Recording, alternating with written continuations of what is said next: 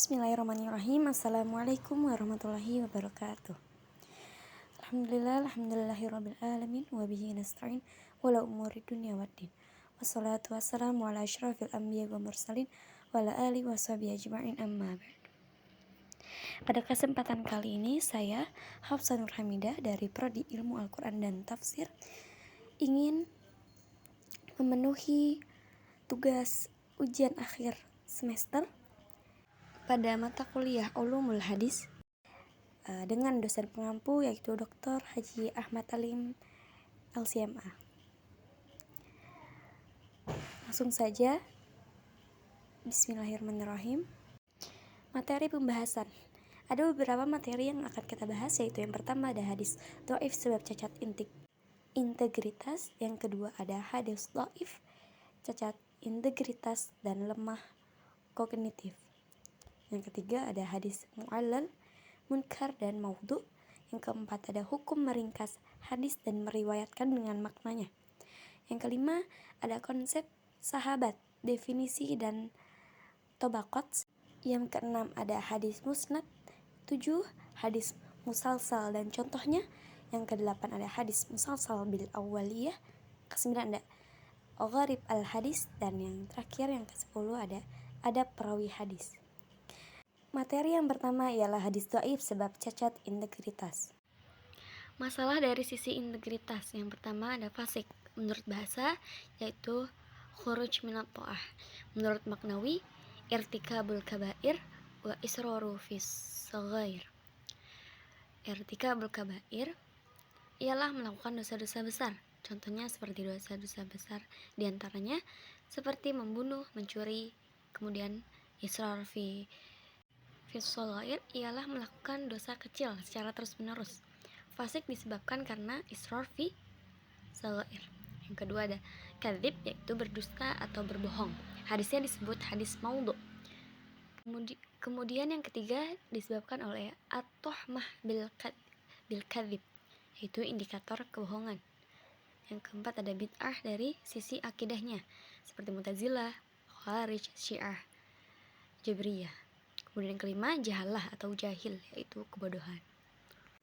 Kemudian masalah dari sisi kognitif, yaitu kecerdasan kognitif. Jika seorang perawi mempunyai masalah dalam kognitif, misal hafalannya buruk, pelupa, sering salah, atau hafalannya menyelisihi orang yang lebih tangguh hafalannya, itu merupakan bagian dari masalah dari sisi kognitifnya. Kemudian ada hadis yang membahas tentang memalsukan hadis. Memalsukan hadis dosanya sangat besar, seperti dalam perkataan Rasul yang berbunyi man kadzaba alayya muta'ammidan falyatabawwa maq'adahu min nari. Maq'adahu min nari. Yang artinya orang yang mendustakan atas aku maka siapkan kursinya dari api neraka.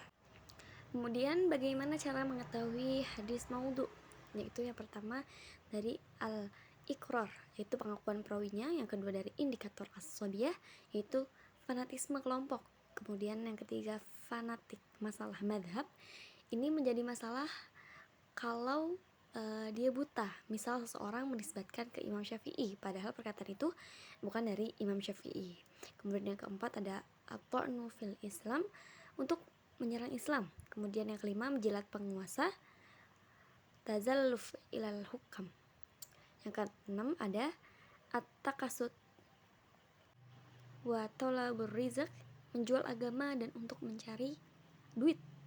Kemudian yang terakhir, yang ketujuh ada memasukkan hadis untuk mencari popularitas. Inilah cara-cara mengetahui hadis-hadis maudhu. Kemudian hadis dhaif disebabkan cacat integritas dan kognitifnya. Hadis maudhu yaitu disebabkan karena dusta. Adapun hadis matruk, hadis yang diriwayatkan oleh orang yang ada indikator berdusta. Hadis munkar yang disebabkan karena fasik, dan hadis syadz, perawi yang menyelisihi orang yang lebih sikoh. Yang kedua hadis dhaif, cacat integritas dan lemah kognitif. Hadis dhaif disebabkan karena putus sanadnya dan juga disebabkan karena cacat integritas dari perawinya. Putus sanad ada yang bersifat zahir dan ada yang bersifat khafi. saktun zahir, sanadnya putus secara zahir seperti mu'allaq, munqati, mu'dhal, mursal. Kemudian ada saktun khafi secara samar, yaitu ada mudallas, mursal khafi. Dhaif ditinjau sebab cacat integritas rawi. Yang pertama ada ta'nun fi rawi, dan yang kedua ada ta'nun fi dhabti. Yang pertama, ta'nun fi rawi, yaitu cacat masalah sifat adil disebabkan karena pendusta atau terhadap indikator dusta. Syarat-syarat adil itu ada Islam, baligh, berakal, tidak fasik, menjaga muru'ah. Kemudian hadis maudhu itu palsu, kemudian hadis matruk itu tertuduh dusta. Yang kedua, ta'nun fi dhabti, cacat dari masalah kualitas hafalan atau kecerdasan seperti hadis mungkar, syadz, mu'allal, muqtarib, musahaf, muharraf, maqlub, dan mudarraj.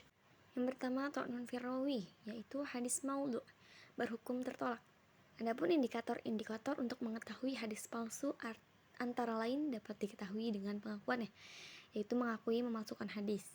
Kemudian ditemukan keanehan-keanehan dari kebiasaan. Kemudian tidak logis, tidak diterima secara empiris, bertentangan dengan Quran, hadis mutawatir, dan ijma. Kemudian motif-motif memasukkan hadis seperti menjilat penguasa karena kepentingan duniawi, popularitas, dan lain-lain. Hadis yang diriwayatkan oleh pendusta yaitu hadis maudhu. Hadis yang diriwayatkan oleh orang yang memiliki indikator dusta atau tanda-tanda fasik yaitu hadis matruk. Yang kedua ada ta'nun fi dhabti, itu hadis mungkar, individu rawi yang hadisnya menyelisihi hadis yang lebih kuat hafalannya dan perawinya rendah hafalannya.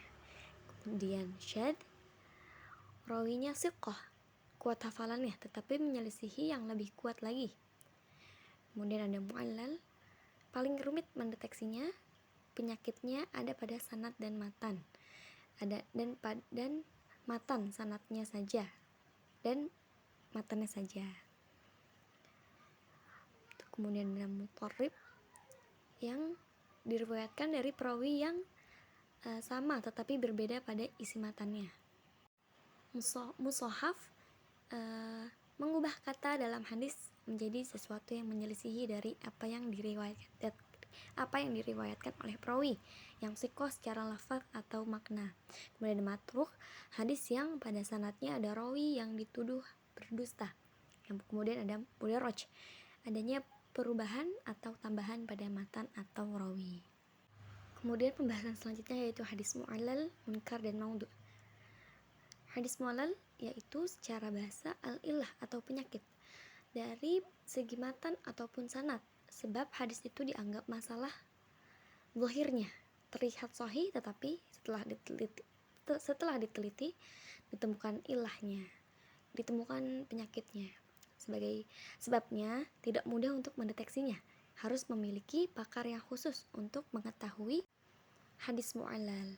Kemudian mungkar yaitu cacat integritas pada perawinya, yaitu perawinya itu dhaif dari lupa, dhaif dari sanadnya yang terputus, dan cacat perawi atau fasik, banyak kesalahannya.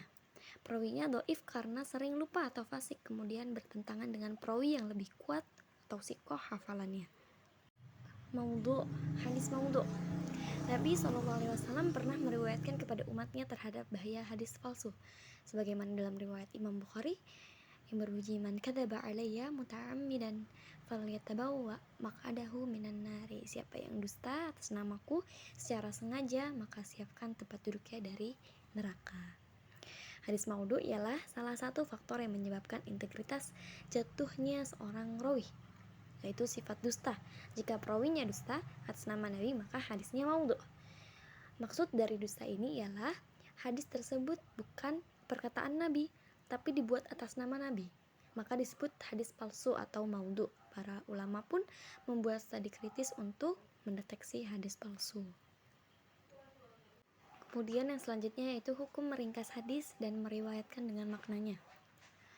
Meringkas hadis dengan membuang beberapa kalimat selama tidak merusak makna itu hukumnya boleh, khusus untuk orang-orang yang alim, orang-orang yang paham masalah siqah. Makna kalimat yang dibuang itu merusak makna atau tidak? Mana kalimat inti, mana kalimat tambahan. Kalau ia mengetahui itu semua, maka hukumnya boleh.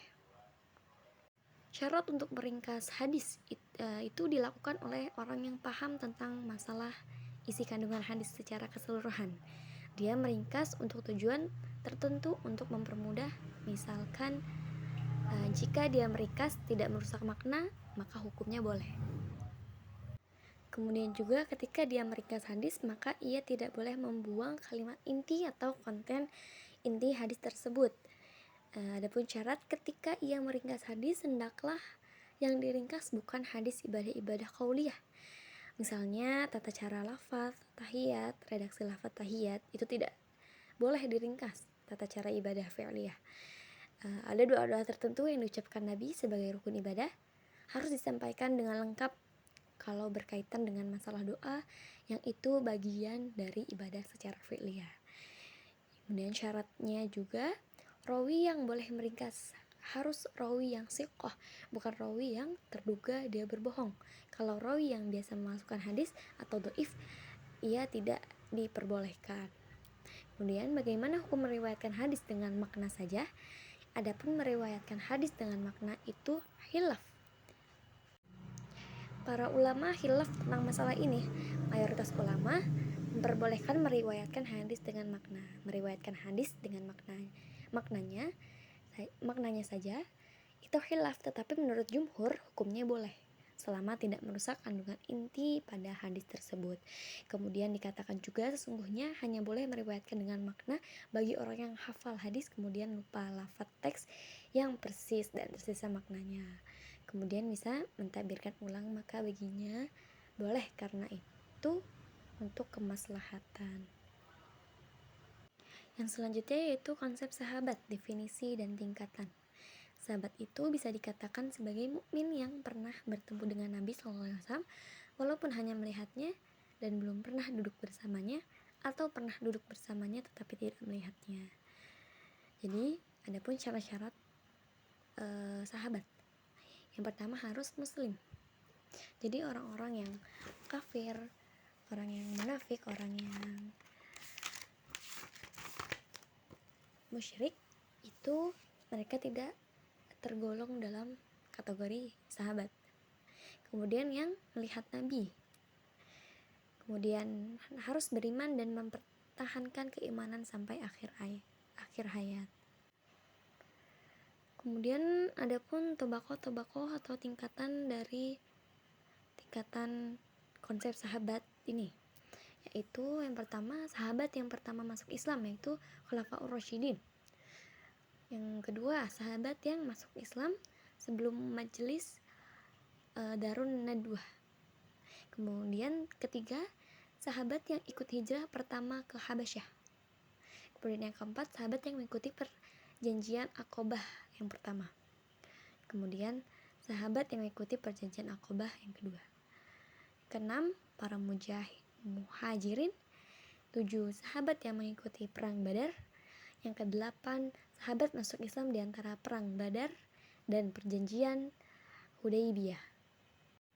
Kemudian sahabat yang ikut serta Balad Ridwan. Ke-10 sahabat yang masuk Islam sebelum Fathul Makkah. Kemudian 11 sahabat yang masuk Islam setelah Fathul Makkah.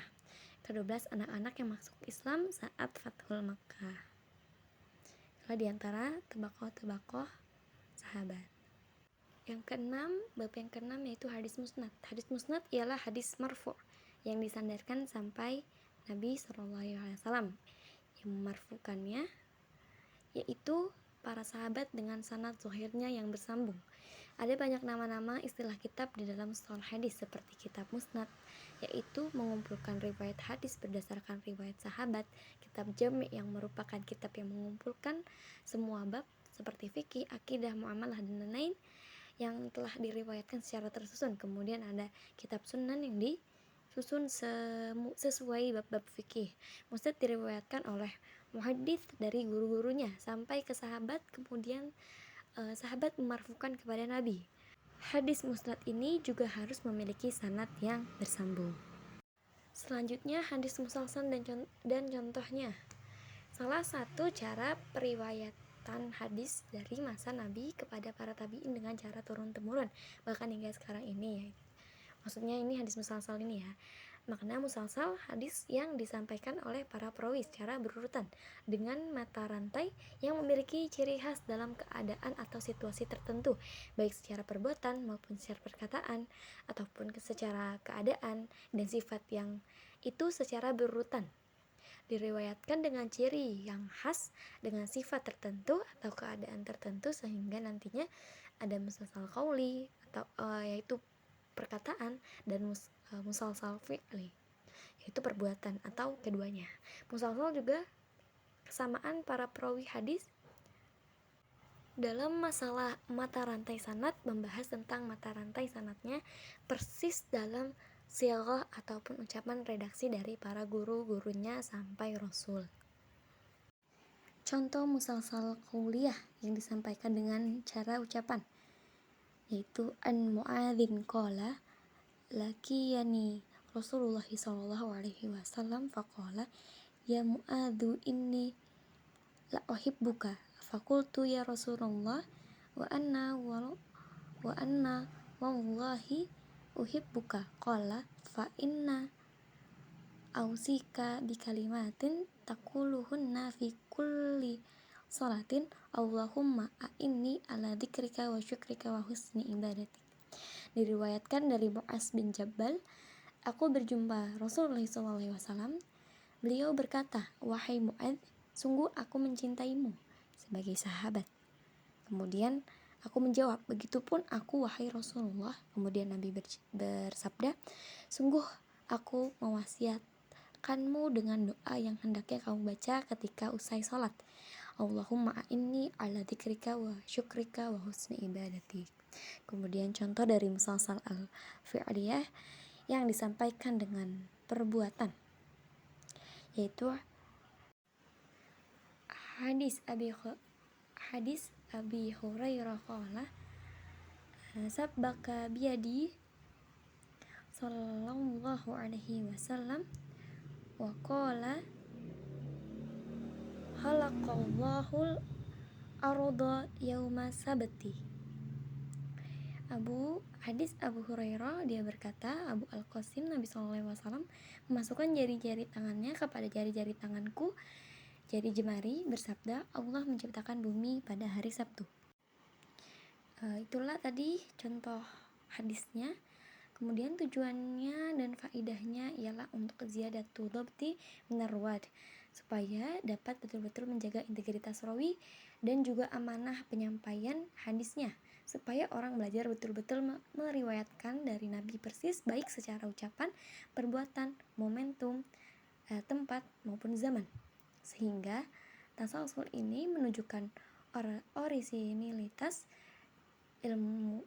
ilmu dan menunjukkan budaya ilmu Islam itu sangat terjaga, dan juga ini sebagai upaya mencontoh Nabi secara persis. Kemudian ada hadis musalsal bil awaliyah. Hadis ini dikenal dengan hadis musalsal bil alawiyah atau hadis pertama yang diperdengarkan kepada seorang guru kepada murid-muridnya. Disebut dengan hadis musalsal bil alawiyah atau musalsal bil rahmah karena setiap perawi mengatakan hadis pertama yang aku dengar dari guru kami. Seperti ar-rahimuna yarhamuhumur rahman, irhamu man fil ardi yarhamkum man fis samai. Orang-orang yang suka mengasihi sesamanya akan dikasihi oleh zat yang maha pengasih. Maka kasihilah penghuni bumi, maka kalian akan dikasihi para penghuni langit. Kemudian adapun sifat rahmah indikatornya, yaitu yang pertama ada tawadu, yaitu hayyin, lunak, layyinin, dekat, qaribin, dan mempermudah ada sahlin. Gharib al-hadis, masalah ghairul hadis, gharibul hadis dalam ilmu mustalahul hadis itu ada pada kajian khusus membahas tentang masalah matan. Jadi ketika jumpa satu lafaz atau kata yang kelihatan asing dan membutuhkan syarah disebut dengan gharibul hadis. Gharibul hadis berbeda dengan hadis gharib. Gharibul hadis itu membahas tentang makna yang asing atau samar bagi pembaca pada teks matan yang membutuhkan syarah atau penjelasan pada kata yang janggal tersebut. Kalau hadis gharib itu yang diriwayatkan oleh satu perawi di setiap tingkatan sanad atau sebagiannya dalam satu tingkatan. Kemudian jangan memiliki prasangka buruk terhadap makna yang gharib. Bukan berarti itu mencacatkan. Hadisnya tetap fasih, cuma ketika merasa asing atas maknanya saja, maka dari itu ulama memberikan syarah untuk mempermudah generasi selanjutnya untuk memahaminya. Terus mengapa lafaz itu dianggap asing? Terkadang maknanya itu serupa dengan yang lain, maka dibutuhkan syarah. Ataupun juga disebabkan karena adanya majaz. Kemudian bab yang terakhir yaitu adab perawi hadis. Adab dalam perawi hadis merupakan sesuatu bagian yang penting menurut Imam Ibnu Hajar dalam kitab Nuhbatul Fikr. Yang pertama, Imam Malik pernah berkata kepada Imam Syafi'i, "Jadikanlah ilmumu seperti garam dan adabmu seperti tepung," yang berarti banyakkanlah adab dibanding ilmu. Yang kedua, meluruskan atau memperbaiki niatnya menurut Imam Nawawi, hendaklah kalian itu ikhlas dalam proses mencari ilmu agar Allah memberi manfaat ilmu kepada kalian. Contoh, Imam Abdullah bin Mubarak berkata, barang siapa yang membawa Al-Quran atau ilmu tetapi hatinya condong demi kepentingan dunia, menjual Quran, hadis, maka dia telah menjadikan ayat-ayat Allah itu permainan. Ketiga, bersihnya niat dan bersihnya hati dari kepentingan dunia. Yang keempat ada watahsinul qulub, memperbaiki akhlaknya baik guru dan murid dan tidak meninggalkan suara. Ciri seorang ilmuwan yang tidak ikhlas, senang ketika banyak yang datang ke majelis ilmunya tetapi tidak senang jika mempunyai saingan. Para pencari hadis ini wajib yang paling sempurna adabnya dan paling tawadu dan mempunyai akhlak dianah atau yang dapat menjaga agama ini. Adab mengajari atau menyampaikan hadis yaitu 1. Jangan sampai berdiri, jangan tergesa-gesa, jangan sambil jalan dalam perjalanan kecuali darurat, dan hendaklah dia menahan diri untuk menyampaikan hadis jika ia khawatir ada yang lupa, baik karena itu sedikit atau sudah tua. Ada juga karena sakit, menyampaikan hadis jika ia khawatir ada yang lupa, baik karena itu sakit atau sudah lupa. Yang kelima, hendaklah memuliakan gurunya. Yang kelima ada rihlah lil hadis, melakukan safar untuk mencari hadis. Pada zaman dahulu rihlah itu sangat penting untuk mendapatkan atau menulis hadis-hadis. Rihlah dimulai dari daerah sendiri terlebih dahulu, baru ke tempat lain, baru setelah selesai rihlah hadis dibukukan. Yang keenam, perbanyak ibadah seperti sholat, puasa, sholat malam. Perkataan hadis Nabi untuk para pencari ilmu. Wahai pencari ilmu, ilmu itu mempunyai keutamaan yang banyak. Kepalanya adalah tawadu, matanya terbebas dari hasad atau dengki, telinganya dipakai untuk memahami, lisannya adalah jujur, hafalannya sebagai alat koreksi untuk mengukur diri, hatinya untuk memperbaiki niat, akalnya digunakan untuk mengetahui sesuatu yang wajib, tangannya adalah tangan yang rahmat, kakinya untuk ziarah ke ulama, obsesinya itu keselamatan, hikmahnya itu adalah kehati-hatian dari keharaman, tempat tinggalnya adalah kesuksesan, komandannya adalah kesehatan, kendaraannya tepat janji, senjatanya adalah kata yang santun, pedangnya adalah keridhaan, panahnya adalah mudaroh atau sosial yang bagus, bala tentaranya adalah diskusi kepada ulama, hartanya adalah adab, depositnya menjauhi dosa, bekalnya adalah kebaikan. Itulah pesan yang disampaikan oleh ulama kita betapa pentingnya adab dalam cari ilmu. Wallahu a'lam bishawab. Mungkin cukup sekian presentasi saya hari ini. Jika menemukan beberapa kesalahan dalam perkataan atau hal yang lainnya, sekiranya mohon dimaafkan. Wabillahi taufiq walhidayah. Wassalamualaikum warahmatullahi wabarakatuh.